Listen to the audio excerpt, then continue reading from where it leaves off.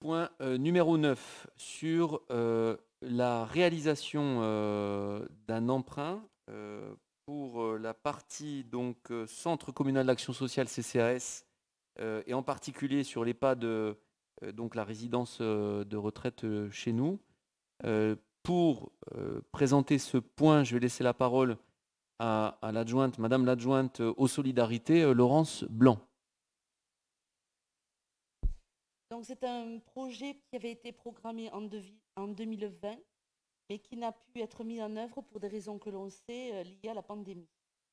En septembre 2021, le marché a été lancé pour changer les menuiseries extérieures et les volets roulants des 82 chambres de notre EHPAD chez nous, ainsi que les bureaux, les locaux techniques et les locaux de stockage, pour un montant de 200 000 euros.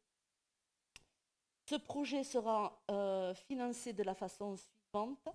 100 000 euros par un emprunt auprès de la Banque Postale pour une durée de 5 ans, un taux fixe annuel de 0,54%.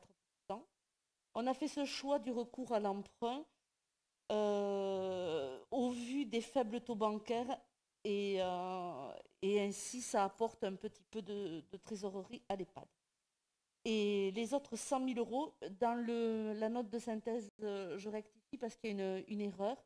Les autres 100 000 euros, c'est de l'autofinancement avec un dépôt d'un dossier auprès du dispositif CEE dont vous avez parlé après monsieur le maire pour rembourser d'une partie,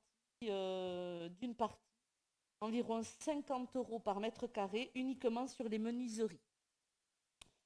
Ce point a été présenté aux membres de la commission du conseil d'administration du CCAS le 30 septembre 2021. Il a été débattu et a été approuvé par l'ensemble des membres présents. Cependant, le Code des collectivités territoriales et la Banque postale nous demandent l'avis du Conseil général. C'est pourquoi ce soir, ce point vous est présenté. Si vous avez des questions, Alain Ourliac a aussi largement participé à la mise en place du cahier des charges et, voilà. Si vous avez des questions, vous pouvez nous les poser à nous deux.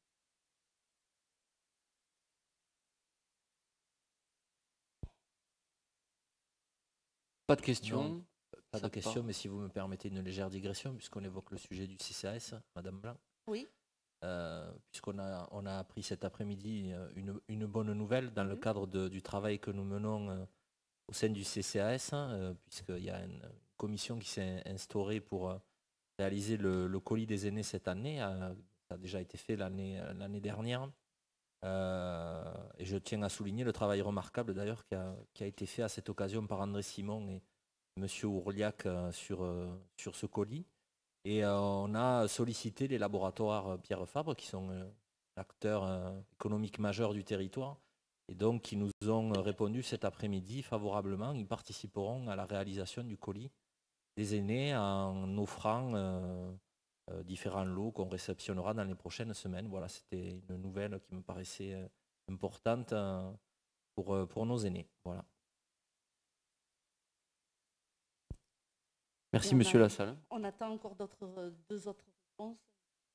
Oui, non, non, mais merci parce que c'est vrai que c'était un sujet, vous savez, je continue dans la digression, mais c'était un sujet où, à l'époque, il y avait le repas des aînés à Saint-Sulpice, et en fait, avec le Covid, clairement, là, pour le coup, l'année dernière, pas possible. Il a fallu se réinventer, il a fallu être agile, notamment sous la présidence de Laurence Blanc au CCAS. Et en fait, on s'est aperçu, puisque c'était les élus qui avaient fait la distribution des colis, on s'est aperçu que en fait, il y avait plein de gens qui étaient en situation fragile, des aînés qui sont souvent seuls en plus, qui n'osaient pas ou qui ne pouvaient pas participer au repas des aînés. Et là, on a touché beaucoup plus de monde avec le colis. Donc on se dit, ben, est-ce que c'est vraiment notre rôle de force publique aussi, l'intérêt général, l'intérêt collectif, c'est-à-dire que toucher le maximum de gens. Et donc là, pour le coup, effectivement, Monsieur Lassalle, vous avez raison de saluer le travail qui est fait en commission par l'ensemble des partenaires du CCAS, parce que d'ailleurs, il n'y a pas au CCAS, on le voit, c'est beaucoup plus consensuel peut-être que certaines fois le conseil municipal. je peux prendre l'image, le conseil municipal est plus l'assemblée parlementaire où on débat et des fois c'est vigoureux. Autant le CCAS, on est plutôt au Sénat où c'est très consensuel et on a donc à la fois majorité, minorité. D'ailleurs, il n'y a même pas de majorité de minorité. Et il y a surtout un ensemble de gens, d'acteurs du territoire associatif, professionnels du sujet, qui aussi nous aident avec leurs remarques. Et donc, voilà, c'est important parce que l'EHPAD fait partie du CCAS intégrante, même si l'EHPAD a un budget autonome puisque les familles payent les chambres. Et c'est vrai que l'EHPAD, là, pour revenir au sujet de ce soir, bon, on a un EHPAD qui est vieillissant. Vous le savez également, on a un projet de déploiement d'un nouvel EHPAD, mais c'est très long. C'est-à-dire que quand je vous dis projet de nouvel EHPAD, ça ne va pas se faire demain, ça va se faire dans 10 ans. Parce que, et peut-être qu'on ne sera plus au mandat, mais ce n'est pas grave, on le fait pour l'intérêt général, l'intérêt commun, collectif. Et il faut absolument le lancer maintenant, tout en continuant à maintenir ce que disait Laurence Blanc, notre EHPAD actuel. Il faut en même temps en fait la stratégie de lancer sur la rampe le projet de nouvelle EHPAD. Et là, pour le coup, c'est à la fois Laurence Blanc et Maxime Coupet qui travaillent tous les deux sur ce sujet-là. Pour vous compléter, monsieur... Ouais.